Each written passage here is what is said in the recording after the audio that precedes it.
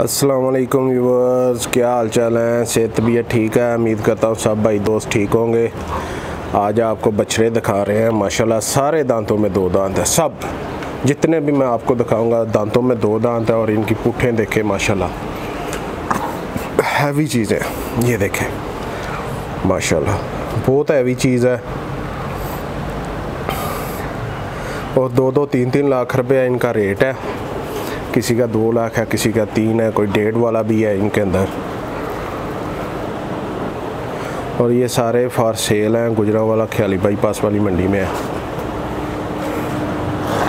ये देखें माशाल्लाह, ये वाइट जो बैठे हुए हैं लूज जिल्द में है ये भैया, नरम जिल्द है इनकी। और ईद तक माशाल्लाह बड़े हैवी चीज़ें बन जाएंगी। ये देख सकते हैं आप, एक वो पीछे खड़ा है और इनके ऊपर पंखे चल रहे हैं भाईजान फुल स्पीड में। ये देखें आप। और एक ये है भाईजान। असल में मैं बाहर निकाल के आपको दिखा नहीं सकता, बाहर असल में गर्मी बहुत ज़्यादा है तो पंखों के नीचे खड़े हैं। ये माशाल्लाह हैवी चीज़ें हैं। ये देख सकते हैं आप, आपके सामने है भाईजान सारी चीज़ें। बड़ी हैवी वेट चीज़ें हैं। और 12-12, 13-13 मन वाले बछड़े हैं। ये 2 ये बैठे हुए हैं। ये देखें,